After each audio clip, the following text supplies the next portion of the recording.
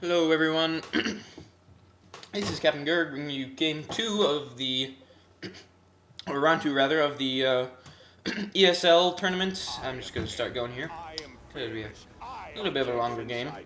Actually not as long as the last one, but still. I actually have watched this now, and in case you're wondering, my voice does sound better because I wasn't using the crappy webcam, which I totally used on accident. I usually use my... never mind. Anyway, so the matchups are the same, except for Spirit going for Apothecary. Ooh. So we have Space Marine versus Space Marine Tyrant. So that's kind of an odd matchup. So otherwise, exact... like I said, exact same same game, especially in terms of a map. The Meridian Cliffs here has a lot in common with Calderas Refinery 2v2 in that it has the big middle section.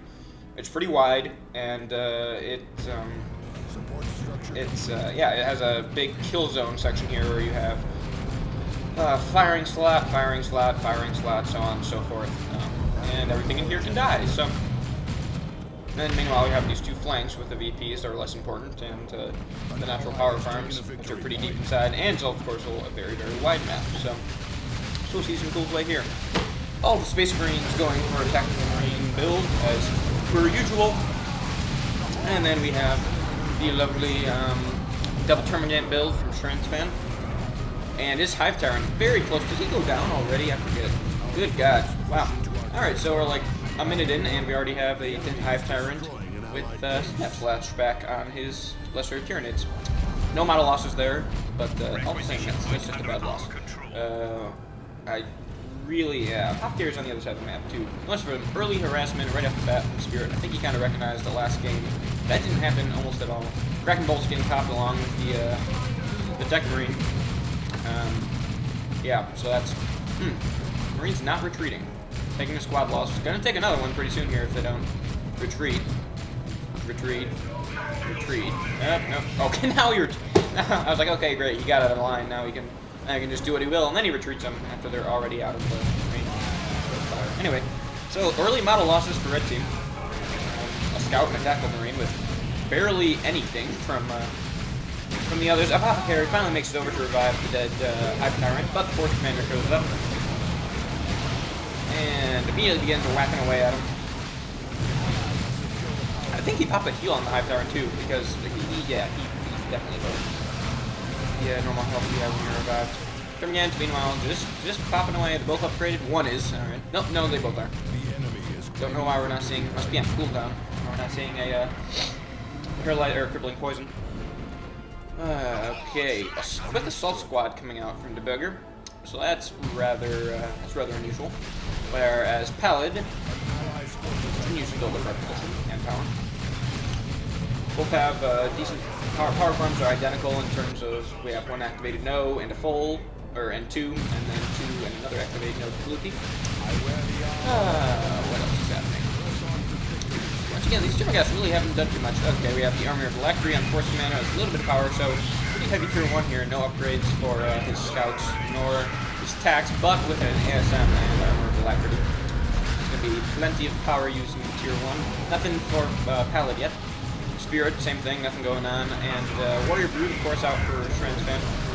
I think a lot of people also just kind of discount how good even normal Synapse is in terms of existing. I suppose that's, of course, one of the main benefits of the Hive Tyrant. And then Vanilla Warriors are good in any situation. One, because, I mean, you can upgrade them with adrenal glands, make them good soft vehicle counters, as well as good heavy infantry kind of tanks, as well as giving them the melee that is also good for Synapse here.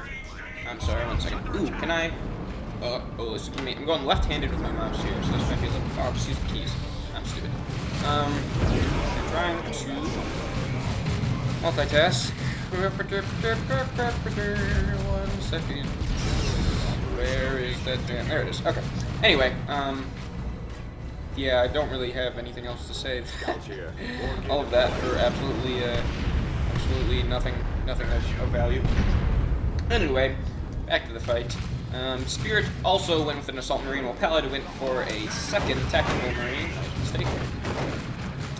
So we're going to see some fighting in the middle. By the way, just to note, Scout Squad with the black is DeBuGer's, gray is Spirit. So kind of similar there, and then red being Palads. Really like the color scheme between the two Russians. I'm just going to keep on calling them Russians, even if they're not.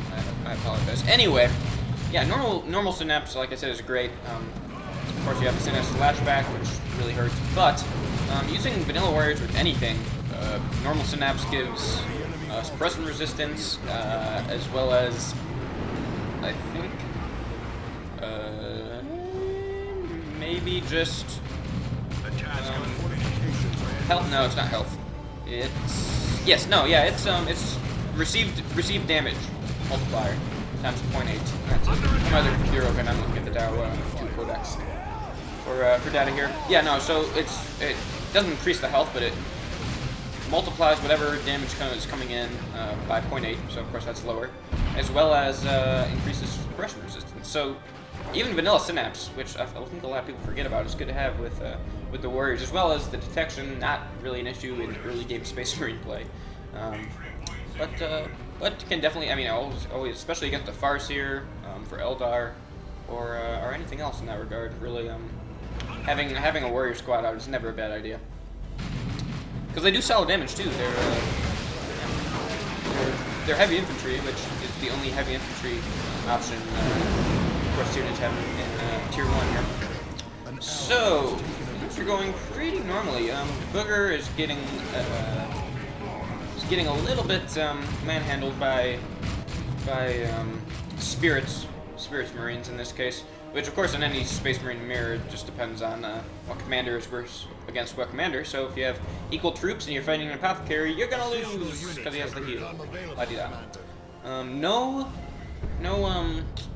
mastercrafted bolter for the Apothecary, so that's interesting.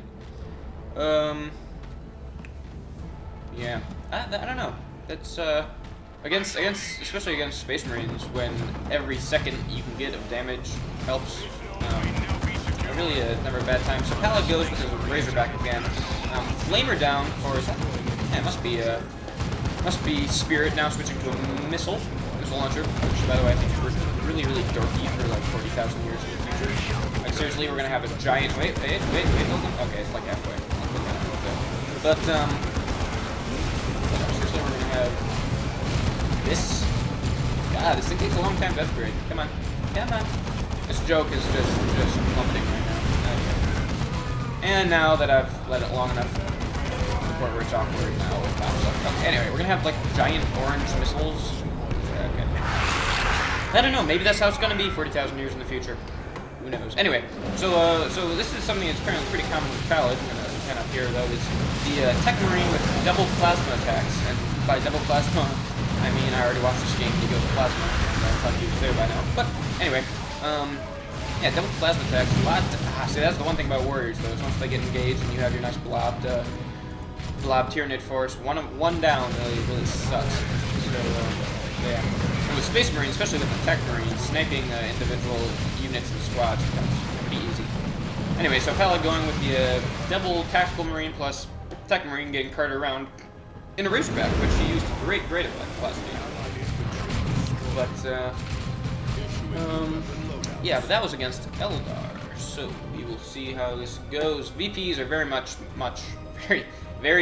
rather, in blue team's favor, going 408 to 265. Devastator popping out. Early Devastator for DeBuGer as opposed to last game, where both the Russian players skipped tier 2 for all intents and purposes, minus the Razorback, and went straight to tier 3. Didn't see any librarians. I think we did see a plasma cannon, but I think they were already tier 3. Tier 2 for everyone right now. Schranz fan has the classic Crushing Claw and Bonded Exo for vulnerability, which these Tactical Marines just completely ignore and go for. Ooh, looks like they're trying to get into melee because that's a Scout Sergeant. But they get cripply poisoned, and they're going to be pulling back. May take a squad loss. They do. Shoot 2 squad. Ooh, wow. So that's a buttload of damage they got done. And Devastator's point blank on the Hive Tyrant, which of course does nothing because you can't suppress him. And we see a nice bloody little sinkhole there. So some good power harassment this time around from the red team. DK in terms of, oh god, DeBuGer and Spirit. I missed this the first time I was watching. I was probably doing the same thing. The first time I was watching this game, I missed when they lost their scout squads. So I was like, alright, perfect. This is the reason I'm watching now. I can focus on that when I cast it. No, I just did the same thing. So. Anyway, Apothecary's got Armor Purity. So he's really going after now. He's going for combat stims. Does have the Librarian now. We'll see some cool action with him later. And to note, yes, the blue team did not go for a straight tier 3 here, as opposed to last game. Although we do see similar, we actually see identical outfits for their commanders. We have the Quick Fist and Armor of Alacrity, and Techmarine's Plasma Gun and Signum Armor. Which makes, yeah, Plasma Gun plus Signum Armor equals dead things everywhere. So now we have the double plasma attacks. Not with Surgeons anymore. Okay, another interesting fact. I don't know how updated it is. I don't know how updated the codex is online. But like all the all the data files. But I was looking and I was thinking. I mean, the reason that Space Marines become so good once they get the units, CSMs, not the faction. Once they get to critical mass with Zinch bolters, is because their Aspiring Champions spawn with a bolter. Or, well, once you upgrade them, they have a bolter. So you have professionally 33